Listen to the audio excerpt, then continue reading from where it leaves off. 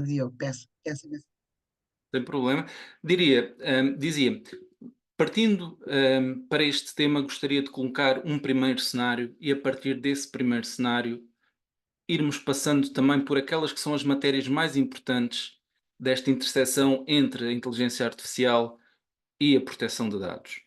Então imaginemos o seguinte cenário: temos uma entidade que desenvolve um sistema de inteligência artificial e que, para desenvolver esse mesmo sistema que assenta no reconhecimento facial, recorre às redes sociais, às imagens que são partilhadas nas redes sociais, para aperfeiçoar o seu sistema de inteligência artificial e transformá-lo num produto que é capaz de reconhecer indivíduos em diferentes contextos e esse mesmo produto ou serviço é vendido às entidades ou às autoridades e órgãos de polícia criminal. Imaginemos, neste cenário, que esta entidade procede à recolha de mais de 3.000 milhões de imagens e a cada imagem está associado um ID, um número de identificação, que faz parte desta solução que mais tarde é transmitida às entidades, às autoridades, aos órgãos de polícia criminal. Ora, este não é apenas um cenário. Este é o caso da Clearview AI, uma empresa que recorreu exatamente neste padrão de recolha de dados através das redes sociais, de recolha de imagens, que com base nessas imagens catalogou hum, os utilizadores e que vendeu essa solução a diferentes, sobretudo às autoridades policiais, mas a diferentes entidades. Ora, este cenário que representa uma interseção entre a inteligência artificial e a proteção de dados, sendo um cenário real, levanta várias questões. Desde logo, a questão de expectativa. É expectável que quando nós partilhamos numa rede social uma imagem do nosso fim de semana, uma imagem de convívio com amigos, familiares ou até no contexto profissional, é expectável que essa imagem seja utilizada para nos catalogar biometricamente? E qual o fundamento de licitude? E mais, se perante este cenário nós perguntarmos se as nossas imagens fazem parte desta base de dados que é utilizada para aperfeiçoar este algoritmo e associar um ID, possivelmente a resposta será positiva. E portanto, este é o primeiro cenário do qual eu gostaria de partir para nós começarmos a abordar não apenas aquelas que são as oportunidades, mas principalmente os desafios da inteligência artificial. Nós sabemos que a inteligência artificial tem um impacto muitas vezes positivo em diversas áreas da nossa vida, seja na saúde, seja na educação, seja junto da administração pública, na própria competitividade e transformação das empresas. E grande parte deste impacto positivo materializa-se num ganho de eficiência, de autonomia, de inovação e de competitividade. Por outro lado, grande parte destes ganhos assentam também no tratamento de dados pessoais. E quando assim é, como nós vimos neste primeiro cenário, há riscos específicos.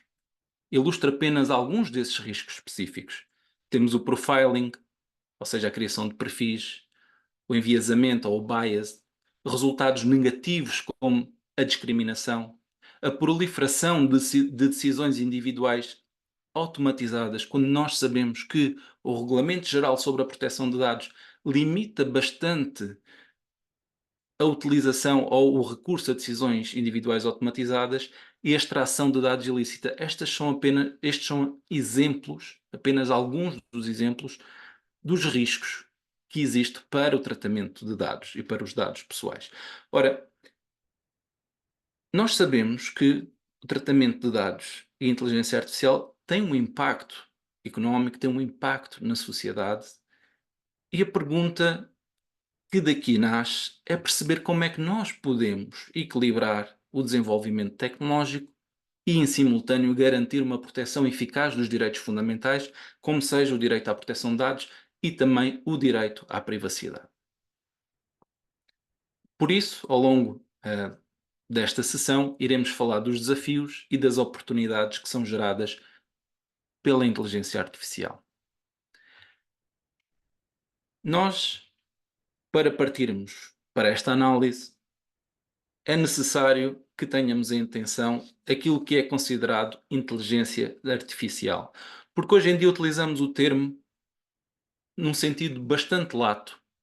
Ainda antes de irmos à definição que podemos encontrar no regulamento de inteligência artificial, era importante segmentar, ainda que de forma genérica, e a forma genérica compromete sempre algum do rigor técnico, mas gostaria de catalogar ainda assim num possível sumário daquilo que será a inteligência artificial para diferenciar diferentes graus.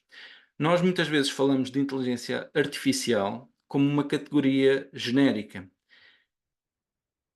Uma categoria que, no fundo, aquilo que nós pretendemos traduzir, ou a ideia que pretendemos traduzir, é que são sistemas que executam tarefas que requerem inteligência humana ou que requerem uma cognição semelhante à cognição humana. E quando nós nos reportamos à inteligência artificial, esta categoria genérica engloba vários sistemas, desde sistemas simples, que são baseados em conjuntos de regras, por exemplo, um chatbot, até sistemas altamente complexos, como seja os veículos autónomos, por exemplo. Portanto, quando nós falamos da inteligência artificial, falamos destas categorias muito genéricas. Um outro exemplo próximo do nosso dia a dia são os assistentes virtuais, que executam certas tarefas que se assemelham à cognição humana. Por exemplo, a marcação de um evento no calendário, um, o contactar um número a nosso pedido. Portanto, tudo isso são exemplos de um sistema que executa uma tarefa semelhante a uma tarefa que exige cognição humana. Dentro deste, digamos, deste grande círculo, temos aquilo a que se chama machine learning. E este é um subconjunto da inteligência artificial em que estes sistemas de inteligência artificial aprendem com os dados e aperfeiçoam-se ao longo do tempo. Ou seja, são sistemas cujos modelos são baseados em padrões de dados e que podem tomar decisões ou podem atuar sem ser explicitamente programados para cada tipo de cenário. Um exemplo também próximo desta realidade é o sistema de recomendações da Netflix. Ou seja, este sistema vai aprender ao longo do tempo com os dados que nós lhes fornecemos, por exemplo, que tipos de séries é que vemos, a que horas é que vemos, a que dias é que vemos, qual a duração média dos filmes ou séries a que assistimos, qual o género, qual a frequência. Portanto, há uma série de dados que são extraídos ou que são utilizados para este sistema de recomendação providenciar filmes ou séries que se inserem dentro daquele que é o padrão que este sistema de inteligência artificial extrai sobre nós. Dentro de Machine Learning temos ainda um outro subconjunto, conhecido como Deep Learning. É uma forma especializada de Machine Learning que utiliza redes neuronais para analisar padrões complexos, ou seja, este é um sistema que funciona com vários níveis de abstração para simplificar esta ideia. E dando talvez um exemplo mais próximo, podemos apontar para o Face ID da Apple. Ou seja, nós, para quem utiliza este sistema ou sistemas semelhantes, como o Face ID vai aprender a reconhecer o rosto em primeiro lugar, identifica aquele que é o contorno do rosto. Portanto, esta é, se quisermos trabalhar por camadas, esta é a primeira camada. Depois passa para camadas sucessivas, ou redes sucessivas, em que vai identificar a boca, o nariz, os olhos, a distância entre os mesmos, e vai trabalhando nessas várias camadas para identificar o rosto. E falo em diferentes condições, de dia ou de noite, portanto, acaba por identificar nestas camadas de abstração a reconhecer o nosso rosto, a nossa biometria, para depois desbloquear o acesso ao telemóvel. Portanto, a ideia que daqui podemos desde logo retirar é que a inteligência artificial já está presente no dia a dia, utilizamos-la no dia a dia, mesmo que não seja totalmente óbvio para nós que o estamos a fazer. Todos estes exemplos que vos acabo de trazer são exemplos, reparem, que assentam no tratamento de dados pessoais. E quando assim o é, há várias questões que são importantes de analisar. Como é que os dados são recolhidos e tratados? Quem é que trata estes dados pessoais e quem é que toma decisões sobre os mesmos? Que direitos ou como é que os titulares de dados podem exercer os seus direitos? E como é que é assegurada ou assegurado o cumprimento com a legislação em matéria de proteção de dados pessoais? Estas são apenas algumas das questões e, para abordá-las, gostaria de recapitular, sem entrar em grande detalhe, mas gostaria de recapitular para aquele que é o Regulamento Geral sobre a Proteção de Dados, que é o regulamento que, no fundo, disciplina as matérias de tratamento de dados. E permitam-me esta consideração, que é meramente pessoal. Ao início, ainda antes de iniciarmos esta nossa sessão, estávamos a falar do RGPD e do Regulamento de Inteligência Artificial. São dois documentos extensos, complexos. Aqui nós podemos ver que o RGPD tem 173 considerandos, 99 artigos, 26 definições, não tem nenhum anexo, mas se compararmos com o Regulamento de Inteligência Artificial, o Regulamento de Inteligência Artificial tem mais considerandos, tem mais artigos, tem mais definições e tem vários anexos. É um instrumento ainda um pouco mais complexo e extenso que o RGPD. E sei que, a partir desta primeira abordagem, pode-nos fazer recuar perante a multiplicidade de matérias que regula esta interseção entre a proteção de dados e a inteligência artificial. Mas queria-vos dizer, numa mera à parte, que é minha opinião, apesar de a inteligência artificial ser o tema do momento e com razões para o ser, naturalmente, mas creio que no futuro todas estas matérias tenham que ser recondicionadas ao RGPD. Dizia a professora Lourdes no início também que, apesar de tudo, apesar de estarmos aqui a falar de um instrumento bastante complexo, o próprio regulamento de inteligência artificial, ele aponta para o RGPD. E, portanto, creio que no futuro vamos continuar a ver o RGPD a ter um papel preponderante nestas matérias. Embora seja sempre necessário, obviamente, neste tema em particular, recorrer também ao regulamento geral, ao regulamento de inteligência artificial. Mas para recapitular, dizer que o RGPD ele tem um objetivo duplo: permitir e fomentar a livre circulação de dados pessoais no interior da União Europeia. Este objetivo podemos acoplá-lo a uma visão talvez mais económica e de promoção e desenvolvimento do mercado interno. Por outro lado, visa tornar efetiva a proteção do direito à proteção de dados. Portanto, aqui uma perspectiva mais centrada nos direitos fundamentais. E o RGPD tem também uma abordagem dupla, na medida em que tem uma abordagem baseada no risco, e há várias obrigações associadas a diferentes níveis de risco. Podemos pensar numa avaliação de impacto sobre a proteção de dados, podemos pensar da notificação e comunicação de uma violação de dados que se difere em função do nível de risco, podemos pensar até no caso de nomeação de um encarregado de proteção de dados que, de alguma forma, está também associado a um nível de risco, e a própria diferenciação daquilo que são categorias especiais de dados pessoais, ela parte também na perspectiva de que este tipo de dados acarreta um risco maior para os titulares. Portanto, toda a abordagem do RGPD é ela baseada no risco, mas também tem uma abordagem baseada no controle sobre os dados pessoais. E é por isso que o RGPD traz um catálogo mais alargado em relação à Diretiva de 95 de direitos. E meramente para recapitular, porque iremos falar de direitos e de princípios, mas o RGPD prevê no seu artigo 5º, só para a vossa referência, o princípio da licitude, lealdade e transparência, o princípio da limitação das finalidades, da minimização de dados, da exatidão dos dados, da limitação da conservação, da confidencialidade, integridade e da responsabilidade. Iremos já de seguida falar de alguns destes princípios, só os quero anunciar para já.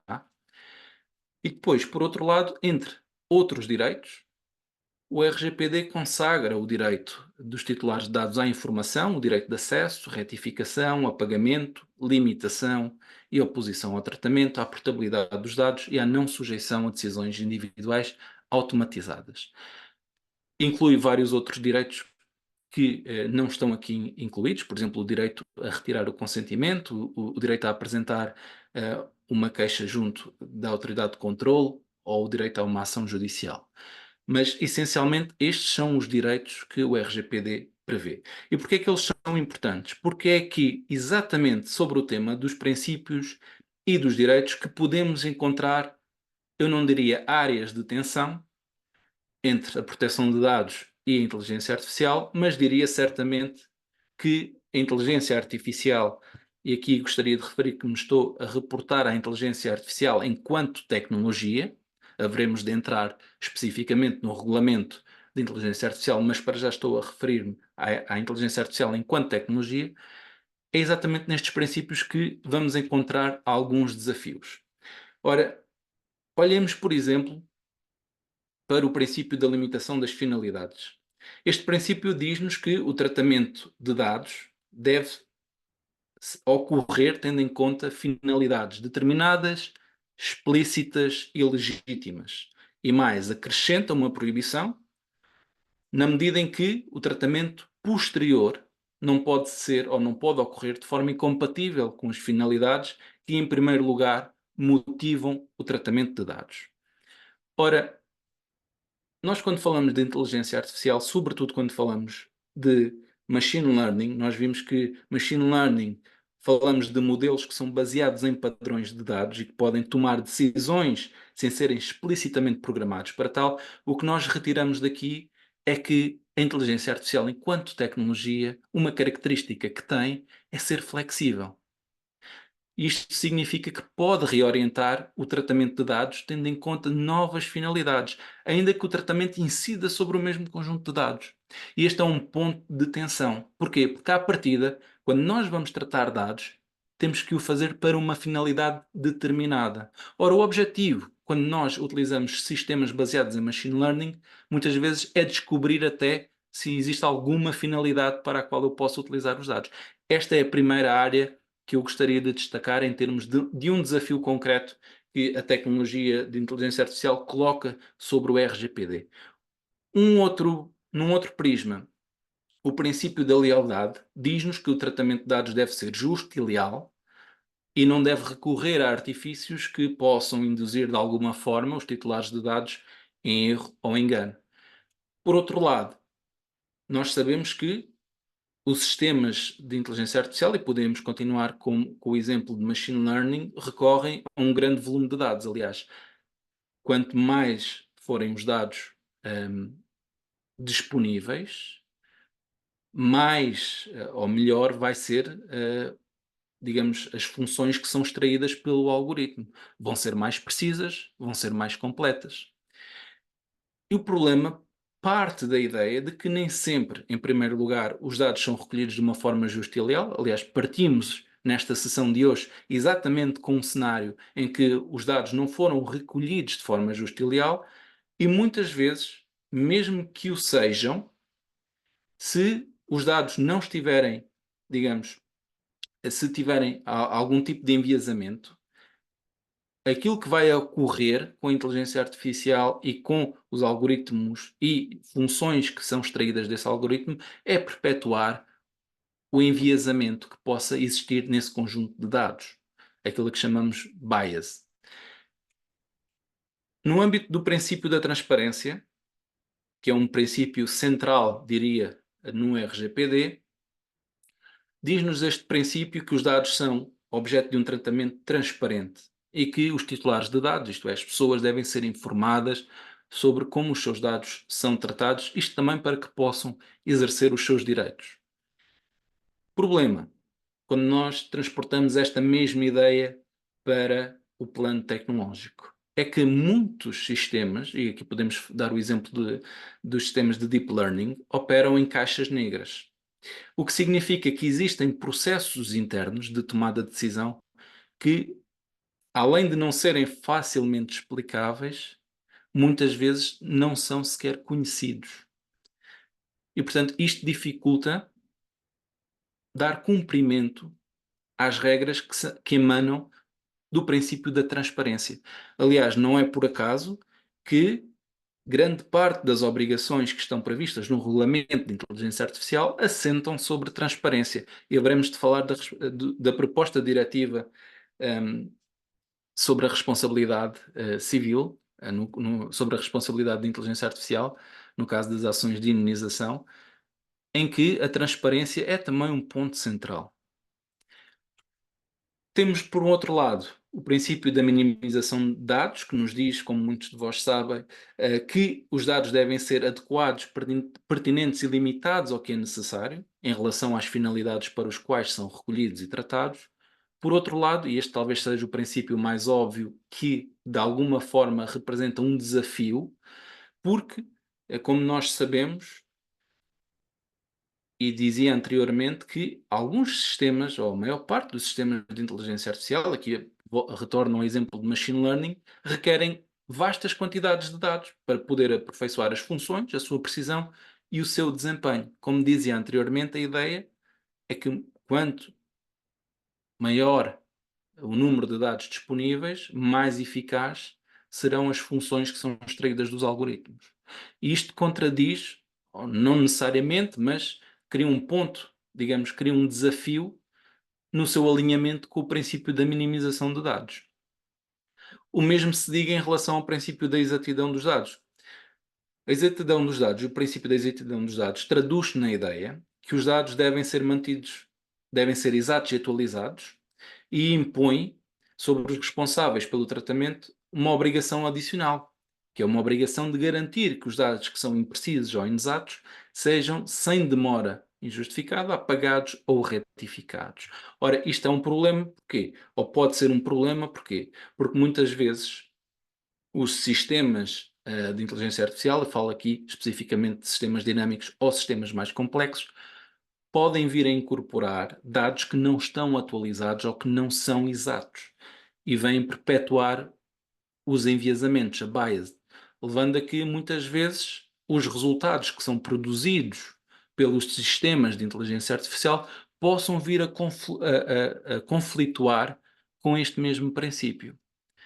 E por fim, para terminar apenas alguns dos exemplos de desafios que a inteligência artificial pode colocar em relação ao RGPD, podemos e devemos analisar o caso ou o tema específico dos direitos dos titulares. Isto porque existem diversos direitos, analisamos anteriormente alguns deles, mas o direito de acesso, de retificação, de apagamento, limitação e oposição ao tratamento colocam desafios também específicos, na medida em que imaginem que um conjunto de dados é utilizado para treinar um determinado algoritmo de onde vai ser extraída uma função. Ora, se um titular exigir o apagamento desses mesmos dados, que está na base de desenvolvimento do sistema de inteligência artificial, se houverem múltiplos pedidos de apagamento por vários titulares de dados, isto pode afetar a integridade e funcionalidade destes mesmos sistemas. Aliás, que é o que parcialmente aconteceu em relação à Clearview AI. Já nem estou a falar depois das coimas que foram aplicadas, quer na Europa, quer nos Estados Unidos, mas os pedidos dos titulares de eliminação dos seus dados afetou de forma determinante também a capacidade e a continuidade até desta mesma solução. Portanto, estes são alguns desafios, existem muitos mais, estes eu diria são os mais óbvios, desafios que a inteligência artificial coloca em relação ao RGPD. E aqui chegados, podemos então falar do Regulamento de Inteligência Artificial. Porquê? Porque este regulamento vem também dar algumas respostas. E para enquadrar, a título sumário, o Regulamento de Inteligência Artificial ele tem 3 objetivos principais. Ou se quisermos 2, porque os 2 últimos estão interconectados. Em primeiro lugar, à semelhança daquilo que vimos para o Regulamento Geral sobre a Proteção de Dados, o Regulamento da Inteligência Artificial pretende melhorar o funcionamento do mercado interno. Isto é, há a percepção de que a inteligência artificial é uma tecnologia de ponta, que existe um desenvolvimento em torno desta nova tecnologia e que o mercado europeu se pode posicionar globalmente perante esta nova não nova, mas perante, digamos, a evolução desta última década em relação à inteligência artificial. Mas, ao mesmo tempo, a União Europeia pretende, como aqui podemos ver, colocar a inteligência artificial centrada no ser humano. Isto para assegurar a proteção dos direitos fundamentais contra os efeitos nocivos. Estes objetivos, que estão elencados no regulamento, identifica, eu diria, 2 ideias importantes. Primeira ideia de que a União Europeia, tendo sido o primeiro bloco a regular a inteligência artificial, vê nela uma oportunidade, mas ao mesmo tempo quer também espelhar os seus valores. E aqui não podemos esquecer que os direitos fundamentais é um valor europeu e mais, a União Europeia reconhece neste terceiro objetivo que existem efeitos nocivos. Eu acho que este reconhecimento é bastante importante, porque é a partir dele que nós vamos equilibrar o desenvolvimento e progresso tecnológico e a proteção dos direitos fundamentais, nos quais se incluem a proteção de dados e o direito à privacidade. A abordagem que é feita pelo Regulamento de Inteligência Artificial é também uma abordagem baseada no risco e a definição que nós extraímos deste regulamento, no artigo 3, a linha primeira, é que um sistema de inteligência artificial, portanto, em primeiro lugar, o regulamento não tem uma definição tão redonda como aquela que vimos anteriormente para enquadrar nos vários tipos e subtipos de inteligência artificial, mas reporta-se a sistemas de inteligência artificial. E reparem que esta definição é um pouco extensa e complexa, na medida em que nos diz que um sistema de inteligência artificial é um sistema baseado em máquinas, concebido para funcionar com níveis de autonomia variáveis, e que pode apresentar capacidade de adaptação após a implantação e que, para objetivos explícitos ou implícitos e que, com base nos dados de entrada que recebe, infere a forma de gerar resultados, tais como previsões, conteúdos, recomendações ou decisões que podem influenciar ambientes físicos ou virtuais. Ora, reparem como esta definição é bastante extensa. E porquê? Porque ela pretende também abarcar não apenas os vários subtipos de inteligência artificial, mas pretende também englobar aqueles que são os impactos. Aliás, se nós olharmos para esta definição, nós podemos retirar 3 momentos distintos. Um primeiro momento que eu diria que é um momento técnico, em que diz que um sistema de inteligência artificial é um sistema baseado em máquinas, portanto aqui está-nos a informar naquilo que é o aspecto mais técnico, se assim quisermos, daquilo que é um sistema de inteligência artificial, para de seguida anunciar algumas características. Portanto, é um sistema baseado em máquinas, a definição mais técnica, depois as características, concebido para funcionar com diferentes níveis de, com níveis de autonomia variáveis, que apresenta capacidade de adaptação após a implementação, e depois fala-nos das consequências ou impactos, que é o terceiro momento, e que para objetivos explícitos ou implícitos, com base nos dados de entrada que recebe, infere a forma de gerar resultados e depois o impacto, que pode influenciar ambientes físicos ou virtuais. Esta é uma definição bastante extensa, bastante lata, mas tem a vantagem de trazer para o interior do regulamento de inteligência artificial diferentes sistemas de inteligência artificial. Um pouco à semelhança daquilo que o RGPD faz com a definição de dados pessoais, que é digamos, uma definição bastante lata. A quem é que o regulamento se aplica? Existem diferentes, digamos, stakeholders, permitam uma expressão, no âmbito do regulamento da inteligência artificial, por contraponto ao RGPD, que estamos habituados a trabalhar apenas, digamos, o responsável, com o responsável conjunto pelo tratamento e com o subcontratante e o representante, no limite. Mas quando olhamos para o regulamento e o escopo de aplicação do regulamento de inteligência artificial, vemos que existem mais stakeholders. Isto poderá depois até ser poderá acrescentar, não incluir nos pontos de desafios, mas perceber quem destes stakeholders são responsáveis pelo tratamento e subcontratantes poderá vir a ser um outro desafio. Mas dizer-vos que o regulamento de inteligência artificial aplica-se a prestadores que coloquem ou disponibilizem no mercado da União sistemas de inteligência artificial, mesmo quando estão localizados num país terceiro, ainda que contando que o resultado desse mesmo sistema seja produzido ou seja utilizado na União. Aplica-se também a responsáveis pela implantação,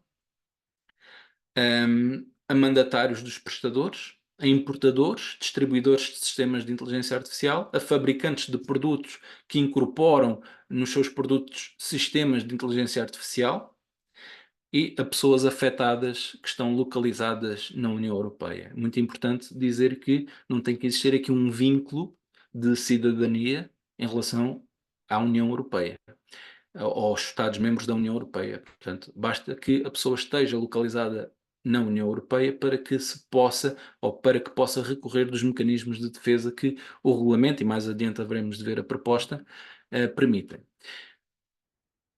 Em que casos é que o regulamento não se aplica? Porque é muito importante também compreender os casos que estão excluídos ou as situações que estão excluídas do âmbito de aplicação do regulamento de inteligência artificial.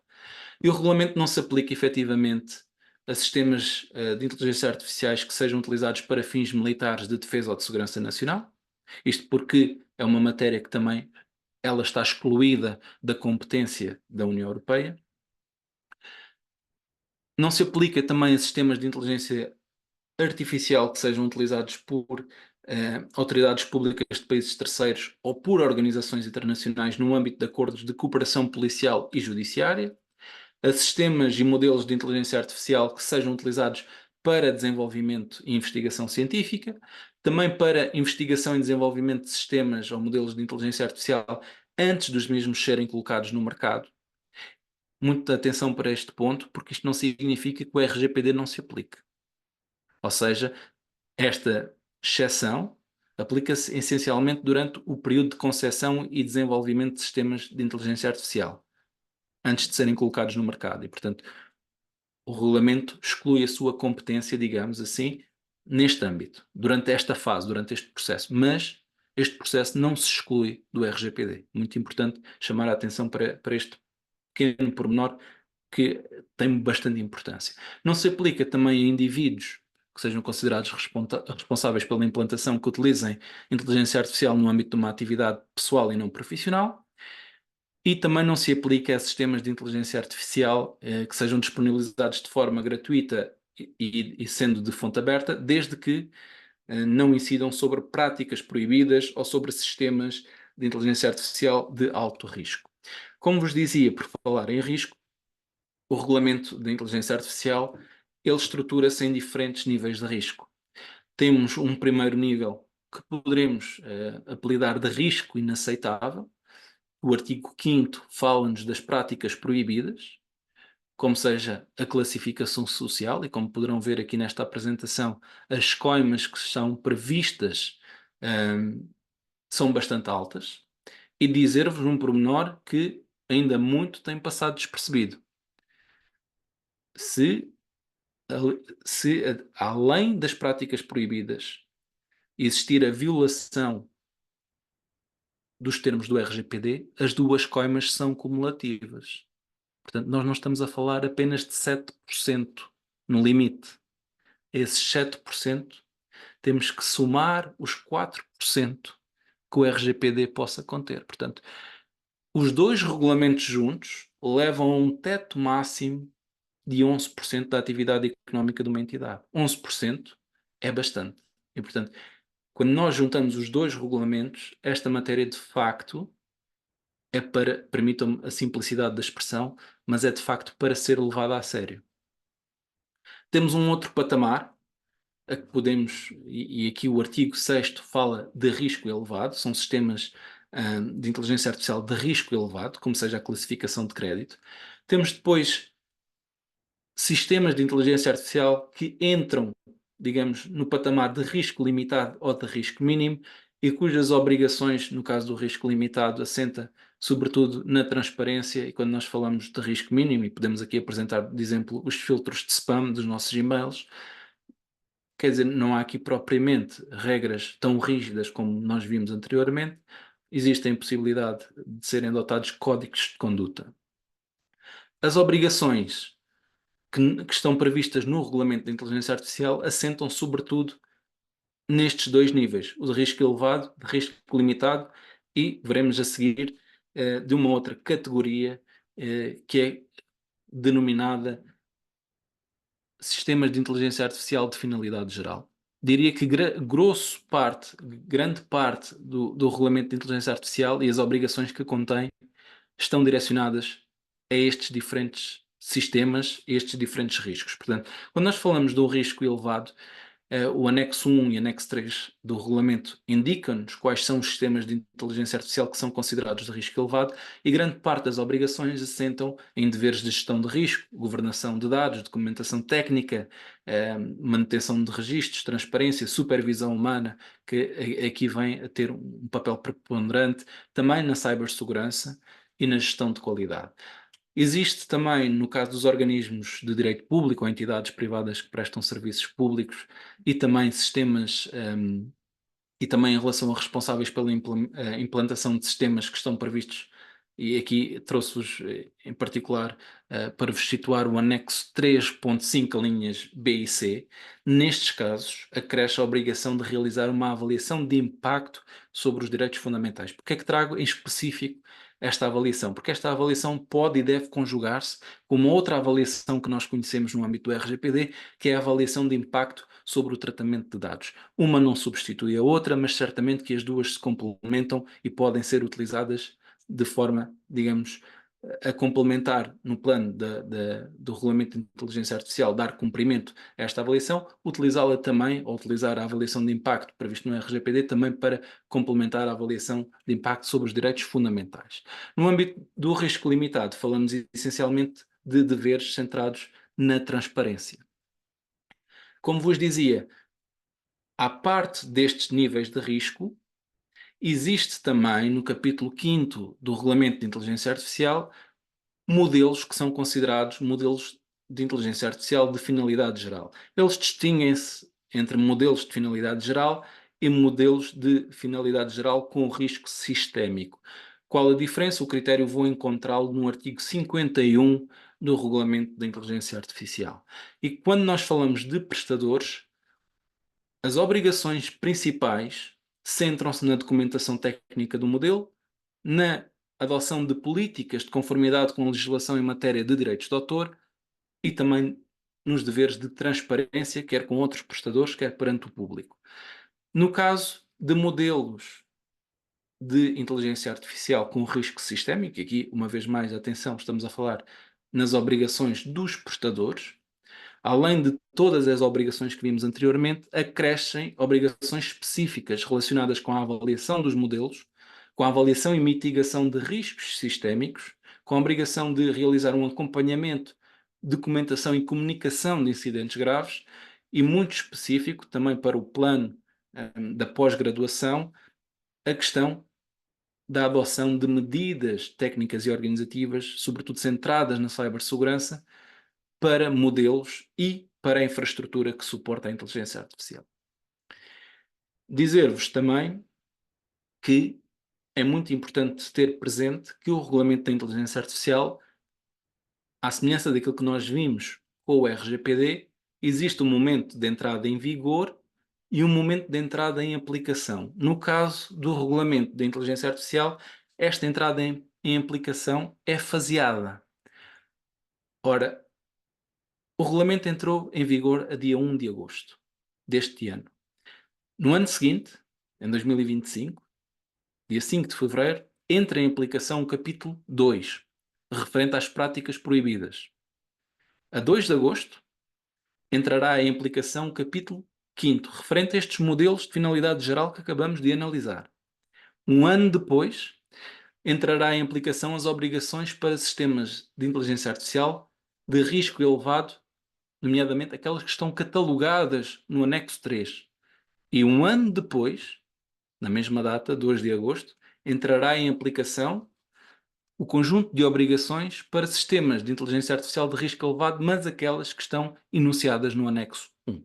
Portanto, estas são as principais datas que devemos ter em consideração e a partir do qual, digamos, o regulamento passa de uma forma faseada a entrar em aplicação. Ainda há um longo período e, portanto, nós podemos até especular, embora não seja mais que isso, mas podemos até especular que talvez as primeiras coimas estejamos a falar já depois, talvez, de 2026, 2027, para vermos a serem aplicadas as primeiras coimas. Salvo a questão das práticas proibidas, essas sim que entrarão imediatamente, ou seja, é a data mais próxima para a sua entrada em aplicação. Muito importante, e entramos também já na fase final, não vos quero também roubar muito mais do vosso tempo, e daqui a pouco a professora Lourdes estará a indicar-me para terminar, também não me quero prolongar na vossa sexta-feira antes do merecido fim de semana, mas gostaria também de vos Continuo, falar continuo, que eu pelo menos estou a adorar. muito bem, e então falaremos da proposta de diretiva de responsabilidade da inteligência artificial. Muito interessante esta proposta. Antes de começarmos a nossa sessão, hum, falava com a professora Lourdes exatamente na perspectiva de que esta diretiva foi recentemente alvo de um estudo por parte do Parlamento Europeu que basicamente aconselha a sua reformulação para ser um pouco mais simpático e, portanto, a relembrar que trata-se de uma proposta, enquanto proposta estará sujeita a alterações, mas isso não nos impede de extrair as várias ideias e as várias características desta diretiva, porque também nos dá evidência de um sentido para onde a União Europeia quer caminhar. E a Comissão Europeia, ao apresentar esta proposta, identificou que as regras de responsabilidade, e falamos aqui de responsabilidade culposa, não se adequam às ações de indemnização por danos causados por sistemas de inteligência artificial. Isto porquê? Porque existe dificuldade do demandante na medida em que existe uma dificuldade na demonstração da prova de culpa, porque falamos de sistemas complexos. Existe também a dificuldade na prova em relação ao nexo de causalidade, portanto, entre o facto culposo e o dano, há uma dificuldade que acresce para o demandante fazer prova desse mesmo nexo de causalidade. Além disso, afere-se que existe uma fragmentação nas regras nacionais dos vários Estados-membros e tudo isto leva à conclusão de que as regras atuais tornam a ação de indemnização por danos causados por sistemas de inteligência artificial demasiadamente onerosos para os demandantes. E é por isso que esta proposta visa, de alguma forma, retificar estas várias lacunas. A proposta ela tem um duplo objetivo, pretende melhorar o funcionamento do mercado interno e promover o desenvolvimento de sistemas fiáveis de inteligência artificial. No fundo, pretende trazer responsabilidade ao desenvolvimento da inteligência artificial. Nós vimos que, anteriormente, quando falamos do regulamento, que um dos objetivos é proteger os dados, os direitos fundamentais das pessoas em relação aos efeitos nocivos. Portanto, esse reconhecimento de que existem efeitos nocivos traz à colação, ou traz pelo menos a necessidade de se regular a forma como podemos atuar perante esses efeitos nocivos. E é por isso que diria que esta proposta vem complementar o regulamento de inteligência artificial. E de que forma é que o faz? Cria, no fundo, um conjunto de normas de responsabilidade civil extracontratual, por danos que sejam causados pelo envolvimento de sistemas de inteligência artificial e que tem, digamos, como desejo alcançar ou reduzir a incerteza jurídica em matéria de responsabilidade civil extracontratual, mas também prevenir esta fragmentação de regras. No seu escopo, ou seja, em que matérias é que se aplica esta diretiva? Já aqui falamos das ações de indemnização de direito civil, extracontratual, por danos causados por um sistema de inteligência artificial, mas aqui com a especificação de que incide sobre estas ações sempre que sejam intentadas ao abrigo de regimes de responsabilidade culposa. E, portanto, falamos aqui, em concreto, de responsabilidade por danos causados intencionalmente ou por ação ou omissão negligente. A diretiva, é importante dizê-lo, não afeta os sistemas de responsabilidade civil atualmente existentes nos Estados-membros, nem afeta conceitos fundamentais, como seja o conceito de culpa ou de dano. Vem antes, eu diria, complementá-los. Sem entrar em grandes pormenores, até porque, como vos dizia, a proposta diretiva de responsabilidade da inteligência artificial está numa fase, eu diria, de mutação e, portanto, é possível que daqui por alguns meses as características ou os aspectos fundamentais venham a ser alterados. Pelo menos é esse o sentido que aposta o estudo do Parlamento Europeu, mas, em todo o caso, é conveniente nós compreendermos aquilo que está a tentar ser criado com esta diretiva de responsabilidade de inteligência artificial. Portanto, o objetivo, diria, central é permitir que potenciais demandantes possam identificar as pessoas responsáveis pelos danos e também identificar os elementos de prova relevantes para uma ação de indenização. E por isso, quando nós falamos de forma genérica da divulgação de elementos de prova como uma característica, um aspecto fundamental desta proposta, na verdade aquilo que estamos a falar são de conceitos e termos bastante concretos. E neste caso, permitir, a ideia traduz-se em permitir que os tribunais possam ordenar a divulgação de elementos de prova que são relevantes em relação ao dano produzido. É claro que esta divulgação tem em conta os interesses de ambas as partes e realiza-se na medida do necessário para fundamentar a ação.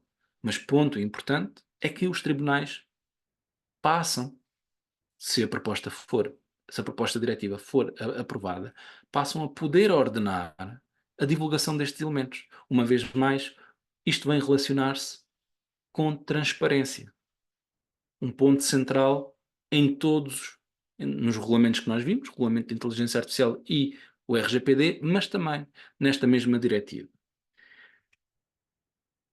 Esta diretiva pretende também criar uma base eficaz para pedir uma ação de indenização relacionada com um facto culposo, que consiste no incumprimento de um dever de diligência, e permite que os tribunais possam presumir, para efeitos de regras de responsabilidade no contexto de uma ação de indenização, o nexo de causalidade entre o facto culposo e o resultado produzido, desde que estejam preenchidas as três condições que aqui vemos, nas quais o demandante demonstra existir um incumprimento de um dever de diligência do demandado,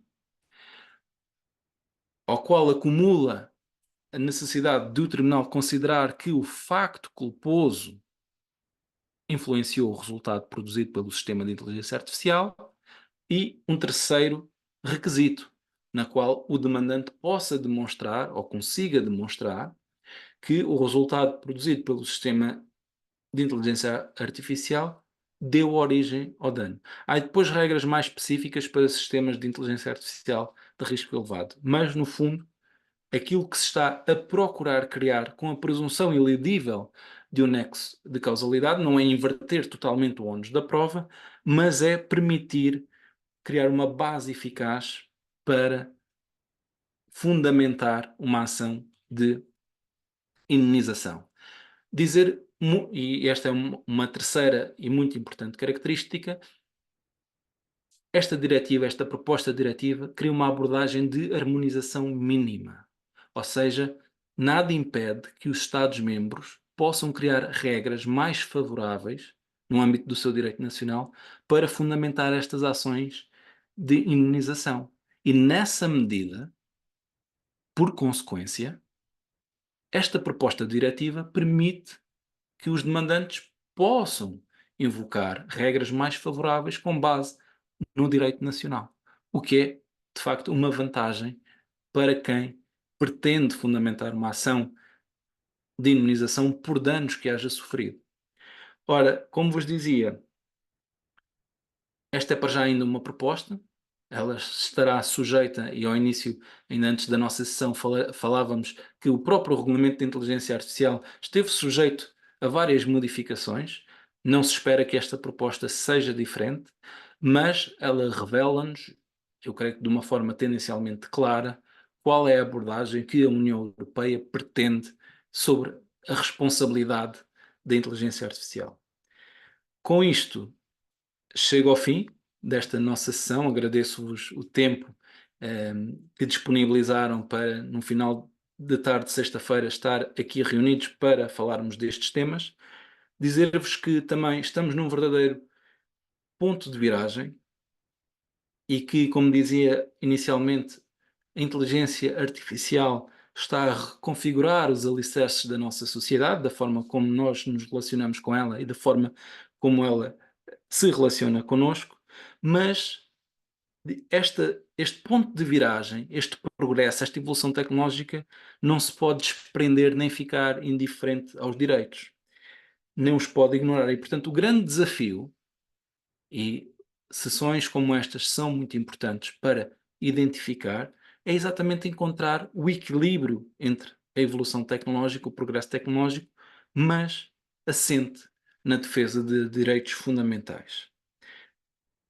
Dizer só por fim, e este é o último slide, terminar neste tom positivo e dar uma perspectiva também de evolução futura. Para vos dizer que não são apenas desafios, existem também oportunidades. Eu decidi destacar três áreas, digamos, em que a inteligência artificial pode ser uma promotora da proteção dos dados pessoais. Como? Em primeiro lugar, pode ser utilizado como uma ferramenta de conformidade. Para quê? Para realizar, por exemplo, ações de monitorização automática.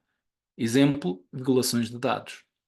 Poderá ser utilizada para agilizar processos de auditoria, conservando e identificando elementos e evidência para efeitos de auditoria. Monitorizar também os riscos associados ao tratamento de dados. Como ferramenta de segurança, a inteligência artificial poderá ser utilizada para monitorizar ameaças e vulnerabilidades antes de se materializarem numa violação de dados. Pode ser utilizada para automatizar processos ou parte de processos de resposta a incidentes. Poderá ser também utilizada para automatizar processos de anonimização e pseudonimização, que são medidas de segurança medidas de segurança técnicas em relação à proteção de dados, mas permite também ser utilizada como uma ferramenta para controle sobre os dados. Por exemplo, para gerir e documentar o consentimento dos titulares, para classificar automaticamente dados que são objeto de tratamento e também para automatizar, gerir e responder aos pedidos dos titulares de dados. É claro e é evidente que a intervenção humana continua a ser importante. E daí que utilize a expressão ferramenta. Ou seja, é um meio auxiliar. Mas, de facto, a inteligência artificial apresenta estas oportunidades na interseção com a proteção de dados. Com isto, chego ao fim da minha apresentação, abrirei espaço a questões que queiram colocar. Muito obrigado, doutor Diogo Duarte. Agradeço-lhe imenso. Agradeço-lhe imenso. Penso que ficamos, para quem não teve ainda a oportunidade de ler, mesmo que seja em viés o regulamento sobre a inteligência artificial, pelo menos ficou com um lamiré, com umas linhazinhas sobre o que aí o que vem, não o que já temos, aí nas mãos, não é, para tratar. Nós já estamos um bocadinho adiantados na hora, mas ainda assim estamos abertos a questões e respostas. Vou parar a gravação, porque agora vou interromper a gravação e, portanto